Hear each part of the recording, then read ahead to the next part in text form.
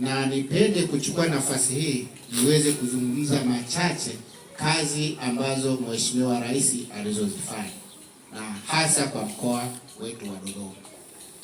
Kama wewe ni mkazi wa Kinyambwa na ni mkazi wa Dodoma, Mheshimiwa Rais amefanya kazi kubwa sana. Tumpigie makofi. Kazi ya kwanza, kusimamia mji wa kiserikali. Mji wa kiserikali sasa hivi ukienda pale unapendeza.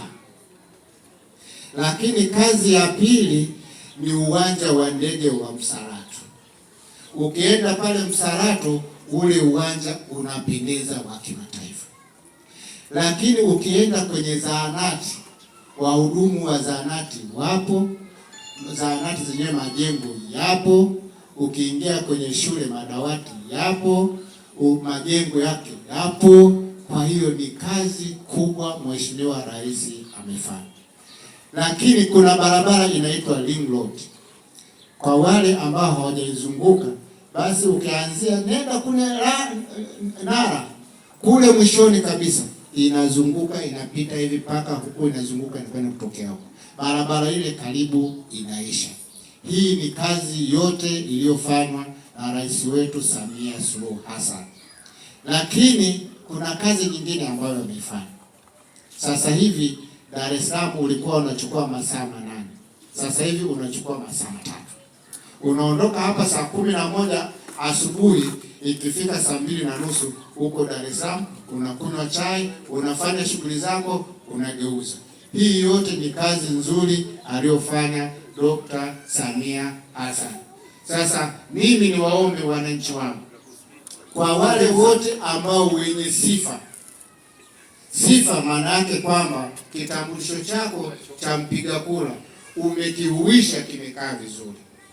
Kama kilipotea, nafikiri tuliwaleta hapa watu kwa ajili ya kuleta kumbukumbu zako ili ziweze kukaa vizuri. Kwa hiyo wale ambao vitambulisho vyao vya upiga kura vimekaa vizuri, ukiacha hivi vya mwaka huu, kuanzia mwaka 2015 kama una kitambulisho chako cha mpiga kura, hicho kitatumika. Naomba tumpe mitano tena rais wetu wa Jamhuri ya Muungano wa Tanzania, Dr. Samia Suluhu Hassan. Samia. Sheria inasema kila mtu atoe shilingi 5,000 kila kaya. Lakini kwa kurahisisha na kutengeneza Kinyambwa yetu na kata yetu, wao watu wa mazingira wanashuka. Wanafika mpaka hatua ya kwamba nyumba ina wapangaji 6-7, utatoa shilingi ngapi? 5,000 au 10,000 kwa mwezi. Ni jambo ambalo tunataka kulipongeza na kuwaunga mkono hawa ndugu zetu. Lakini pia mwenyekiti, nisemee swala la mazingira ya maji taka. Na hii ni sehemu ya mazingira. Umeshatoa maelekezo, nimechelewa, niombe radhi, nimechelewa kwenye kikao. Umeshatoa maelekezo na tunayatii maelekezo yako. Sisi ni kamati ya miundombinu ya maji taka. Mwenyekiti, ni kuombe sana na wananchi kwa ujumla. Hii ni kero kubwa, ni adha inayotishia uhai wa wananchi ndani ya mtaa wako. Kwanza nikupongeze, umekuwa nasi bega kwa bega kama kamati. Tunakwenda kila kona. Nikuko mwenyekiti, simama imara, ule mradi utimie. Majina yangu naitwa Musa Mkulwa. Mimi nataka niongezee kwa ajili ya michango ya misiba. Na mimi mabalozi wote, mabalozi 10, 9 wote wako chini yangu mimi. Sasa nataka niwaambie watu wa Kinyambwa, kwenye michango ya misiba tumeshuka sana.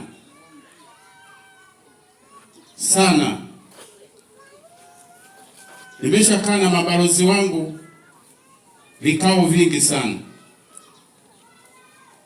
Majibu wanaoleta kwamba nyumba nyingi wanatembea hawapati hela. Na lingine, wenye nyumba unakuta wana wapangaji, lakini wanawaficha wale wapangaji. Sasa mimi sielewi, unapomficha mpangaji asitoe hela, unamwambia hawa hawana hela kabisa, wao wakipata tatizo inakuwaje? tumesharekebisha na mradi uko pale pale katika kata zile zilizokuwa zimepangwa, kata 12 za mradi wa maji taka unaendelea kama ilivyo, na Mungu akipenda mtaona karandinga zinaingia huko kwa ajili ya kuanza mradi, lakini iko kwenye hatua nzuri. Ukisikia nasema iko kwenye hatua nzuri, kama ulivyosema kwamba unaniamini na nisimame imara, nimesimama imara kweli kweli. Kama nilivyosema kwamba mimi siogopi kuingia mahali popote. Nikiona kwamba kuna mizengwe, bunge liko hapa, waziri yuko hapa, naingia moja kwa moja na waambia, kwa sababu dokumenti zote ninazo na wajumbe wangu wa kamati ya mradi wa maji taka wanazo. Kwa hiyo tutaingia ofisi hadi ofisi, mradi kieleweke. Kinyambwa hoye! Ukiangalia hapo kwenye mfuko wa maafa, tusije tukaulizana maswali. Tumeongea kwamba wenye viti wa mashina watapita kwenye nyumba zenu pindi kunapotokea matatizo ya msiba. Mnatakiwa mtoe ushirikiano, na tumekubaliana kwamba kila mwenyekiti wa shina lazima alete shilingi 50,000.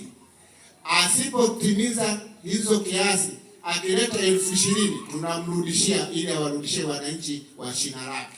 Na sisi kule tutamsoma kwamba shina la Musa Mgulwa hawajaleta pesa.